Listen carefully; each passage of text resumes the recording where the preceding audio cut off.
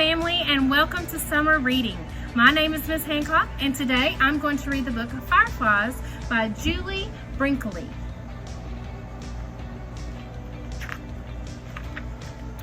On a summer evening, I looked up from dinner through the open window to the backyard. It was growing dark. My treehouse was a black shape in the tree, and I wouldn't go up there now. But something flickered there, a moment. I looked and it was gone. It flickered again over near the fence. Fireflies! Don't let your dinner get cold, said Mama.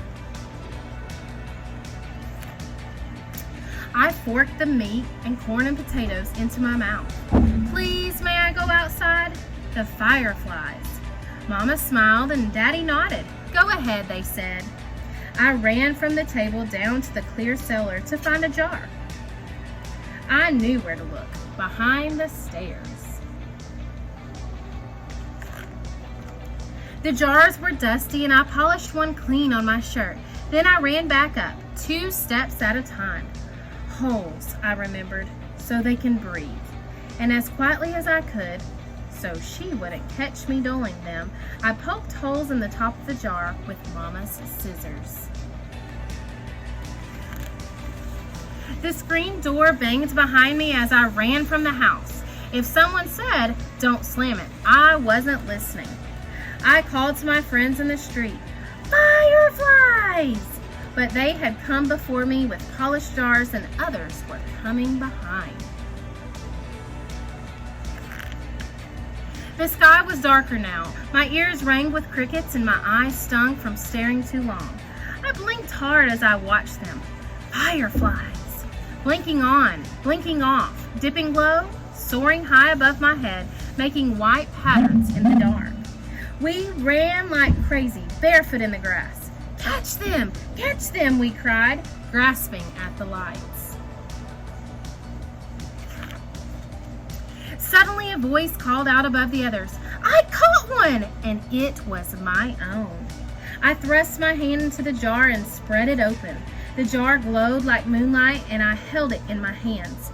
I felt a tremble of joy, and I shouted, I can catch hundreds.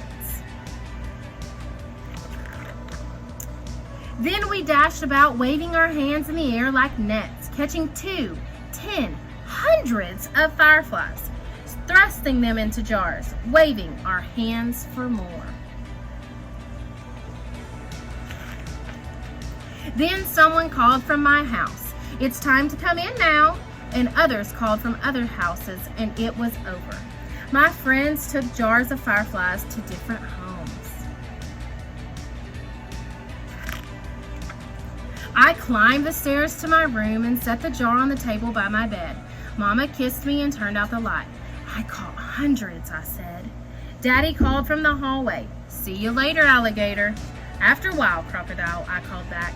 I caught hundreds of fireflies. In the dark, I watched the fireflies from my bed. They blinked off and on, and the jar glowed like moonlight.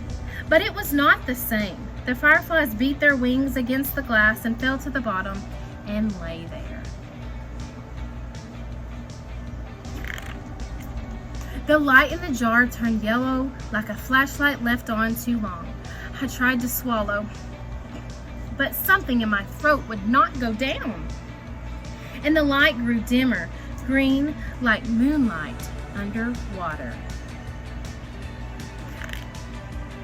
I shut my eyes tight and put the pillow over my head. They were my fireflies. I caught them. They made moonlight in my jar. But the jar was nearly dark. I flung off the covers. I went to the window, opened the jar, and aimed it at the stars. Fly!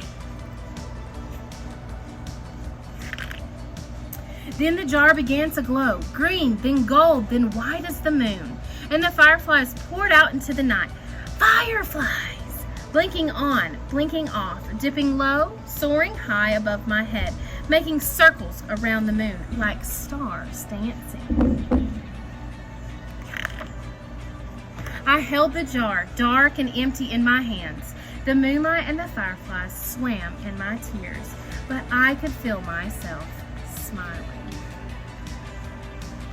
I hope you enjoyed that story, and I hope you continue to have a blessed and wonderful summer.